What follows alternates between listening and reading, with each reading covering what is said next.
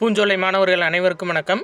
இன்றைக்கி 23 April 2025 புதன்கிழமைக்குரிய news paper பார்க்க போகிறோம். ஸோ ஹெட்லைன்ஸ் என்ன அப்படின்னு சொல்லி பார்த்தீங்கன்னா, காஷ்மீரில் 26 சுற்றுலா பயணிகள் சுட்டுக்கொலை, பயங்கரவாதிகள் கொடூர தாக்குதல் அப்படின்னு சொல்லி போட்டிருக்காங்க. எங்கே அப்படின்னா பெஹல்காமில் இந்த துப்பாக்கிச்சூடு நடந்திருக்கு. ஆக்சுவலாக நம்ம இந்த மெயின்ஸுக்கு படிக்கும்போது படிப்போம், அதாவது தீவிரவாதம், நக்சல்வாதம், கம்யூனிசவாதம் சொல்லி படிப்போம்.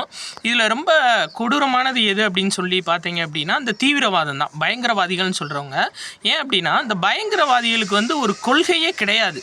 இவங்களுக்குன்னு ஒரு கொள்கை கிடையவே கிடையாது. இப்போது நக்சல்வாதிகள் இருக்காங்கன்னா அவங்களோட கொள்கை என்னன்னா, அரசையும் அரசு அதிகாரிகளையும் எதிர்க்கிறது. நக்சல்வாதிகள் சிஆர்பிஎஃப் வீரர்கள் மேலே தாக்குதல் நடத்தி நியூஸ் நம்ம படிச்சிருப்போம்.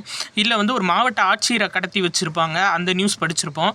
ஆனால் மக்களை எங்கேயும் கொண்டிருப்பாங்கன்னு படிச்சிருக்க மாட்டோம். ஆனால் இந்த பயங்கரவாதிகள், தீவிரவாதிகள் எப்படி அப்படின்னு சொல்லி பார்த்தீங்க அப்படின்னா, இவங்க இவங்களுக்குன்னு ஒரு கொள்கையே கிடையாது. இப்போ ஃபார் எக்ஸாம்பிள் இந்த 26 பேரை சுட்டு கொண்டிருக்காங்கன்னா, இந்த 26 பேருக்கும் அந்த சுட்டாங்கல்ல பயங்கரவாதிகள், அவங்களோட கொள்கைக்கு என்ன சம்மந்தம் அப்படின்னா ஒரு சம்மந்தமும் கிடையாது. ஆனால் இவங்க இந்த மாதிரி ஒரு விஷயத்தை செயல்படுத்துவாங்க, குழப்பத்தை ஏற்படுத்துறதுக்காகவே மெயினாக. இன்னொன்று என்னென்னா, இந்த தாக்குதல் நம்ம இந்தியாவோட டூரிசத்தை டோட்டலாக டவுன் பண்ணுறதுக்கான ஒரு செயல்பாடாக பார்க்கப்படுது. அதே மாதிரி உலகத்திலேயே மிகப்பெரிய கோழைத்தனம் எது அப்படின்னா தீவிரவாதம் தான். சரிங்களா? ஏன்னா அதாவது நம்மளுக்கு நிகராக இருக்க பலம் வாய்ந்தவங்க கூட மோதணும், அதுதான் வீரம். சரியா? அந்த தீவிரவாதிகள் அப்படின்னு சொல்ல போகிறவங்க எல்லாமே கோழைகள். ஏன்னா கையில் மிகப்பெரிய ஆயுதங்களை வச்சுக்கிட்டு ஒரு பொதுமக்களை தாக்குறது அப்படின்றது ஒரு பெரிய இதே கிடையாது, அது ஒரு பெரிய சாதனையே கிடையாது. உலகத்திலேயே மிகப்பெரிய கோழைத்தனம் எது அப்படின்னா தீவிரவாதம் தான். சரி, நம்ம எக்ஸாம் பாயிண்ட் ஆஃப் வியூவில் பார்க்க வேண்டியது என்ன அப்படின்னு சொல்லி பார்த்தீங்கன்னா, இந்த பெஹல்காம் அப்படின்ற இடத்துல தான் நடந்திருக்கு. ஸோ இந்த பெஹல்காமில் தான் இந்த பைசாரன் பள்ளத்தாக்கு அப்படின்னு சொல்லிட்டு இருக்குங்க. இந்த பெஹல்காமில் இருந்து 6 கிலோமீட்டர் டிஸ்டன்ஸில் இருக்குது. இதை சிறிய சுவிட்சர்லாந்து அப்படின்னு சொல்லி சொல்கிறாங்க. ஸோ அந்த பைசாரன் பள்ளத்தாக்கு எங்கே இருக்குது அப்படின்னு சொல்லி கேட்பாங்க. ஜம்மு காஷ்மீரில். சிறிய சுவிட்சர்லாந்து எது அப்படின்னா இதுதான். சரிங்களா? பைன் மரங்கள் நிறையா காணப்படும். இடையில இந்த 2019 சரிங்களா புல்வாமா தாக்குதல் February 14 47 சிஆர்பிஎஃப் வீரர்கள் கொலை செய்யப்பட்டாங்களே. ஸோ அந்த இன்ஃபர்மேஷனும் உள்ளே கொடுத்துருக்காங்க. சரியா? சரி, ரைட், ஓகேங்க.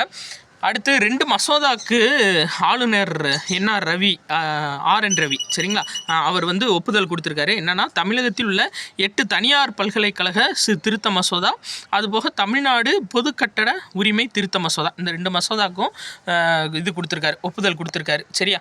அது போக நம்ம பார்த்தோம் பார்த்தீங்களா, துணைவேந்தர்கள் மாநாடு 25-26ஆம் தேதி கட்டாயம் நான் நடத்தி காமிப்பேன், அதாவது நடத்துவேன் அப்படின்னு சொல்லியிருக்காரு. இது சார்ந்து ஆளுநர் மாளிகையும் நேற்று தகவல் வெளியிட்டிருக்காங்க. நம்ம இந்திய குடியரசு துணைத் தலைவர் இதை துவக்கி வைக்க போகிறாரு அப்படின்னு சொல்லியிருக்காங்க. சரிங்களா? இது எக்ஸாம் பாயிண்ட் ஆஃப் வியூவில் பார்க்கணும் அப்படின்னா எங்கே நடந்தது அப்படின்னு வேணால் கேட்டாங்கன்னா நீலகிரி. சரியா? சரி, ரைட்டுங்க. அதே மாதிரி யூபிஎஸ்சி தேர்வு முடிவு வெளியே வந்திருக்கு. இதில் முதல் இடத்தை பிடிச்சவங்க பேர் என்ன அப்படின்னா சக்தி துபே. அவங்க உத்தரப்பிரதேச மாநிலத்தை சேர்ந்தவங்க. தமிழ்நாட்டை பொறுத்தவரை சிவச்சந்திரன் இவர் தான் பார்த்தீங்க அப்படின்னா, அதாவது இந்திய அளவில் 23ஆவது இடமும் தமிழ்நாடு அளவில் முதல் இடத்தையும் பிடிச்சிருக்காரு. சரியா? சரி, ரைட்டுங்க. கூடிய சீக்கிரத்தில் நம்மளும் எக்ஸாம் பாஸ் பண்ணிடுவோம். Okay, right. அடுத்து இது முக்கியங்க. அரசு பள்ளியில் உலக புவி தினம் கொண்டாடப்பட்டது அப்படின்னு போட்டிருந்தாங்க. உலக புவி தினம் எப்போ அப்படின்னா ஏப்ரல் 22. அதையும் ஞாபகம் வச்சுக்கோங்க. அடுத்து இது ரொம்ப முக்கியங்க. பாவேந்தர் பாரதிதாசன் பிறந்த தினம். சரியா? தமிழ் வார விழாவாக கொண்டாடப்படும் சொல்லியிருக்காங்க.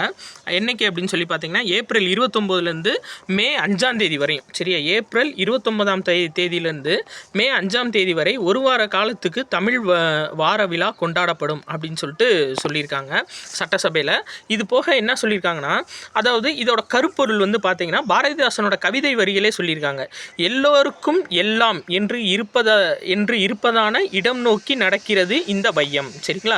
எல்லோருக்கும் எல்லாம் என்று இருப்பதான இடம் நோக்கி நடக்கின்றது இந்த வையம் அப்படின்ற கருப்பொருளில் தான் இது எல்லாமே தமிழ் வார விழா நடக்க போகுது. சரியா? இது ரொம்ப முக்கியமான ஒரு டேட்டா இன்ஃபர்மேஷன் பார்த்துக்கோங்க. ஏப்ரல் 29 மே 5 வரையும். இதையும் ஞாபகம் வச்சுக்கோங்க. சரியா? சரி, அதே மாதிரி பாருங்கள், தூத்துக்குடியில் வந்து புதுசாக அனல் மின் நிலையம் வந்து அமைக்க போகிறாங்க. இந்த தூத்துக்குடின்னு நம்ம எடுத்துக்கிட்டோம் அப்படின்னாவே முக்கியமான நிறையா டேட்டாஸ் இந்த தடவை தூத்துக்குடியில் வந்து ஆரம்பிக்க போகிறாங்க. ஒன்று என்ன அப்படின்னா, குலசேகரப்பட்டினத்தில் ராக்கெட் ஏவுதளம் அது அமைக்க போகிறாங்க இஸ்ரோ சார்பாக. அதே மாதிரி விண்வெளி பூங்கா அதுவும் வந்து தூத்துக்குடியில் தான் அமைச்சிருக்காங்க. போன ஆண்டு 2024 வந்து கடல் நீரை குடிநீராக்கக்கூடிய ஆலையும் தூத்துக்குடியில் தான் அமைச்சாங்க. இப்போ புதுசாக அனல் மின் நிலையம் எங்கே அமைக்க போகிறாங்க அப்படின்னா தூத்துக்குடியில். சரிங்களா? இதோட திறன் எவ்வளோ அப்படின்னா 600 மெகாவாட் திறனோட உற்பத்தி செய்யப்பட போகுது. சரியா? அதே மாதிரி இந்த பாருங்கள், கள்ளக்குறிச்சி கள்ளச்சாராய வழக்கில் 2 ஜாமீன்னு சொல்லி கொடுத்துருக்காங்க. நம்ம ஏற்கனவே பார்த்துருந்தோம், அந்த 1 இயர் கரண்ட் அஃபேர் வீடியோவில் நான் அப்லோட் பண்ணியிருப்பேன். கள்ளக்குறிச்சி கள்ளச்சாராயம் குறித்து விசாரிப்பதற்காக குழு யார் தலைமையில் அமைக்கப்பட்டுச்சு அப்படின்னா ஓய்வு பெற்ற நீதிபதி திரு கோகுல்தாஸ் அவரோட தலைமையில் அமைக்கப்பட்டுச்சு. இது முக்கியமான இன்ஃபர்மேஷனாக எழுதி வச்சுக்கோங்க. சரியா? சரி, ரைட்டுங்க. அடுத்த நியூஸ் பார்க்கலாம். இந்த பாருங்கள், அதாவது 5 ஆண்டுகளுக்கு பிறகு மீண்டும் மான்சரோவர் யாத்திரை அப்படின்னு சொல்லியிருக்காங்க. ஆக்சுவலாக 2020 தான் வந்துட்டு இந்த மான்சரோவர் யாத்திரை வந்து நடந்திருக்கு. அதுக்கப்புறம் அந்த லடாக் பிரதேசத்தில் வந்து நம்ம இந்தியா சீனா ஒரு போர் மூழ்கிற அபாயம் வந்து ஏற்பட்டுச்சு. சரிங்களா? இப்போ பேச்சுவார்த்தை முடிஞ்சதுனால இப்போ அது வந்து கொஞ்சம் அமைதியான பகுதியாக இருக்குது. அதனால் இந்த யாத்திரைக்கு வந்து 50 பேர் கொண்ட 5 குழுவாக வந்து போக போகிறாங்க. சரியா? எந்த கணவாய் வழியா அப்படின்னா லிபுலேக் அப்படின்ற கணவாய். நம்ம எக்ஸாம் பாயிண்ட் ஆஃப் வியூவில் இதான் பார்க்கணும். லிபுலேக் அப்படின்ற கணவாய் எங்கே இருக்குது அப்படின்னா உத்தரகாண்ட் மாநிலத்தில் இருக்குது. சரியா? இதான் முக்கியமான டேட்டா. லிபுலேக் கணவாய் எங்கே இருக்குது அப்படின்னா உத்தரகாண்ட் மாநிலத்தில் இருக்குது. சரியா? சரி, அதே மாதிரி பாருங்கள், இது முக்கியமான நியூஸாக கொடுத்துருக்காங்கங்க. என்ன அப்படின்னா வங்கிகளோட இணையதள முகவரி இப்போ எப்படி செயல்படுது அப்படின்னா, இப்போ ஃபார் எக்ஸாம்பிள் இந்தியன் பேங்க் அப்படின்னு எடுத்துக்கிட்டிங்க அப்படின்னா www.indianbank.co.in அப்படின்னு இருக்கும், இல்லாட்டி sbi.com அப்படின்னு இருக்கும். இனிமேல் இந்தியாவில் இருக்க பேங்க் எல்லாத்துக்குமே எப்படி முடியும் அப்படின்னா .bank.in அப்படின்ற மாதிரி முடியும். சரியா? இதை ஞாபகம் வச்சுக்கோங்க. எப்படி முடியும் அப்படின்னா .bank.in. ஃபார் எக்ஸாம்பிள் www.indianbank.bank.in அப்படின்ற முகவரி மூலியமாக தான் இனி முடியும். இந்த முகவரியை தான் பயன்படுத்த போகிறாங்கன்னு சொல்லியிருக்காங்க. சரியா? அதே மாதிரி இந்ததுங்க திரும்ப நம்ம குடியரசு துணைத் தலைவர் வந்து சொல்லிக்கிட்டே இருக்கார், 142 வந்து நீங்கள் அணு ஆயுதமாக நீங்கள் அணு ஏவுகணையாக பயன்படுத்துகிறீங்க அப்படின்னு சொல்லிட்டு நம்மளும் திரும்ப சொல்லிக்கிட்டே தான் இருக்கோம். என்ன அதாவது மக்களால் தேர்ந்தெடுக்கப்பட்ட அரசுக்கு தான் பவர் அதிகம், நியமன உறுப்பினர்களுக்கு கிடையாது அப்படின்னு சொல்லிட்டு அதே தான் அவரும் சொல்லியிருக்காரு. நாடாளுமன்றத்தை விட மேலான அமைப்பு கிடையாதுன்னு சொல்லியிருக்காரு. அதுதான் உண்மை. அதாவது நாடாளுமன்றத்தை விட மேலான ஒரு அமைப்பு கிடையாது. அதனால் நாடாளுமன்றத்தில் என்ன சட்டம் கொண்டு வராங்களோ அதை வந்து கையெழுத்து போடுறது தான் நியமனம் செய்யப்பட்டவங்களோட ஒரு முக்கியமான வேலை. இன்னொன்று, இது ரொம்ப முக்கியமான ஒரு இன்ஃபர்மேஷனுங்க. என்ன அப்படின்னு சொல்லி பார்த்தீங்கன்னா ஆர்டிகிள் 142 நம்ம பார்த்தோம்ல, இதை பேஸ் பண்ணி தானே ஆளுநர் வழக்கில் வந்து உத்தரவிட்டாங்க. இது வந்து உயர் நீதிமன்றங்கள் பயன்படுத்த முடியாதுன்னு சொல்லி உச்சநீதிமன்றம் தீர்ப்பளிச்சிருக்கு. இதான் ரொம்ப முக்கியமான இன்ஃபர்மேஷன். ஆர்டிகிள் 142 வந்து உச்சநீதிமன்றங்கள் மட்டும்தான் பயன்படுத்த முடியும், உயர் நீதிமன்றங்கள் பயன்படுத்த முடியாது அப்படின்னு சொல்லியிருக்காங்க.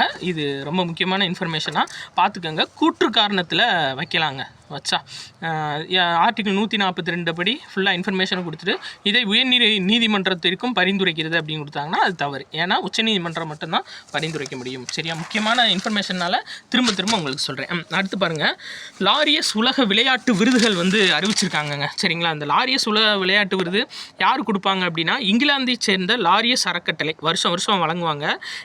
இந்த ஆண்டு 25வது விருது நிகழ்ச்சி எங்கே நடந்திருக்குன்னா ஸ்பெயின் தலைநகர் மாட்ரிட் அப்படின்ற இடத்துல நடந்திருக்கு. ரொம்ப முக்கியமானது. அப்போ கேட்பாங்க, இந்த லாரியஸ் அறக்கட்டளை விருது எங்கே நடந்திருக்கு அப்படின்னா ஸ்பெயின் தலைநகர் மாட்ரிட்டில் வந்து நடந்திருக்கு.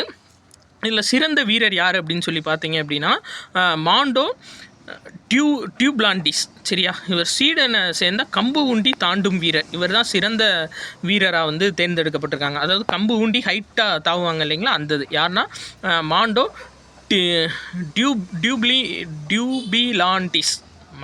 டியூபிலாண்டிஸ் அப்படின்றவர் ஸ்வீடன் நாட்டை சேர்ந்தவர்.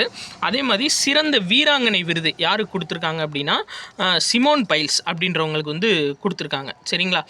ஜிம்னாஸ்டிக் வீராங்கனை இவங்களுக்கு வந்து கொடுத்துருக்காங்க சிறந்த வீராங்கனை விருது. அதே மாதிரி பார்த்தீங்க அப்படின்னா சிறந்த மாற்றுத்திறனாளி போட்டியாளர் விருது யாருக்கு கொடுத்துருக்காங்க அப்படின்னா சீன வீராங்கனை யுயான் ஜியாங் இவங்களுக்கு கொடுத்துருக்காங்க. ரொம்ப முக்கியமானது. 19 வயது. கேட்பாங்கங்க, சிறந்த மாற்றுத்திறனாளி போட்டியாளர் யாருன்னா யுயான் ஜியாங் சீன வீராங்கனை. இவங்க வந்து பேரா நீச்சல் வீராங்கனை. சரியா, இவங்களுக்கு கொடுத்துருக்காங்க. சிறந்த அணியாக எது வந்திருக்கு அப்படின்னா ஸ்பெயினோட கால்பந்து கிளப்பு ரியல் மேட்ரிட். இதுதான் சிறந்த அணிக்கான விருது. சிறந்த முன்னேற்றம் யாருன்னா லேமியன் யமால் அப்படின்றவங்களுக்கு கொடுத்துருக்காங்க. 17 வயது ஸ்பெயின் கால்பந்து வீரர். சரியா, அவர் வந்து சிறந்த முன்னேற்றம். வேறு இதர விருதுகள் வேணாம், அது சும்மா ரீட் பண்ணிக்கலாம். இந்த முக்கியம். சிறந்த ஆக்ஷன் போட்டியாளர் விருது யாருன்னா டாம் பிட்காக். சரிங்களா, நான் டாம் அண்ட் ஜெரியை வச்சு ஞாபகம் வச்சுக்கலான்னு பார்த்தேன். ஏன்னா அதுதான் ஆக்ஷன் பண்ணிக்கிட்டே இருக்கும் டாமும் ஜெரியும். ஸோ டாம் பிட்காக் அவருக்கு தான் வந்து சிறந்த ஆக்ஷன் போட்டியாளர். இவர் என்னன்னா பைக்கிங் வீரராக, அந்த பைக்கில் போய் சாகசம் பண்ணுவாங்கள்ல அந்த வீரர். சரிங்களா, அதே மாதிரி சிறந்த மீண்டு வந்த போட்டியாளர் யாருக்கு கொடுத்துருக்காங்கன்னா ரெபேக்கா ஆண்ட்ரேட். இவங்க வந்து ஜிம்னாஸ்டிக் வீராங்கனை. சரியா, மீண்டு வந்த போட்டியாளர் விருது இவங்களுக்கு கொடுத்துருக்காங்க. ஓகேங்க, அடுத்து பாருங்கள், ஆஸ்திரேலியாவில் வந்து கூடிய விரைவில் பொது தேர்தல் வந்து நடைபெற போகுது. அதுக்கான இன்ஃபர்மேஷன் நம்ம அடுத்து பார்ப்போம். இன்னொன்று இந்தது பாருங்கள், அதாவது பெருவில் வந்து உலகக்கோப்பை துப்பாக்கி சுடுதல் போட்டி நடந்துட்டு வந்துச்சு. நம்ம தொடர்ச்சியாக பார்த்துட்டே வரோம். அதில் கடைசி நாளில் வந்து சிம்ரன் பிரீத் கவுர் அப்படின்றவங்க, சிம்ரன் பிரீத் கவுர் பிரார் அப்படின்றவங்க என்ன பண்ணியிருக்காங்க அப்படின்னா வெள்ளி பதக்கம் வென்றிருக்காங்க. சரியா, இதில் வந்து இந்தியா 3வது இடத்துல இருக்குது. முதல் இடத்துல வந்து சீனாவும், 2ஆம் இடம் அமெரிக்காவும், 3வது இடத்துல இந்தியா 2 தங்கம் 4 வெள்ளி 1 வெண்கலம் மொத்தம் 7 பதக்கங்களோட இந்தியா வந்து நிறைவு பெற்றிருக்காங்க இந்த போட்டியில்.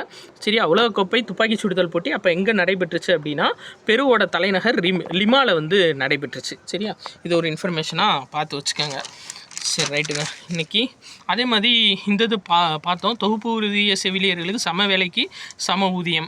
இது நம்ம ஆர்டிக்கல் பார்த்துருப்போம். சரிங்களா, அதாவது ஆண் பெண் வேலைகளுக்கு சம வேலைக்கு சம ஊதியம் எது அப்படின்னா ஆர்டிக்கல் 39D. சரியா, இது ஒரு இன்ஃபர்மேஷனாக பார்த்து வச்சுக்கோங்க. சரிங்களா, இன்றைக்கி நியூஸு சிறப்பாக பார்த்துட்டோங்க. ஸோ நாளைக்கு 24ஆம் தேதிக்குரியது பார்ப்போம். நன்றி.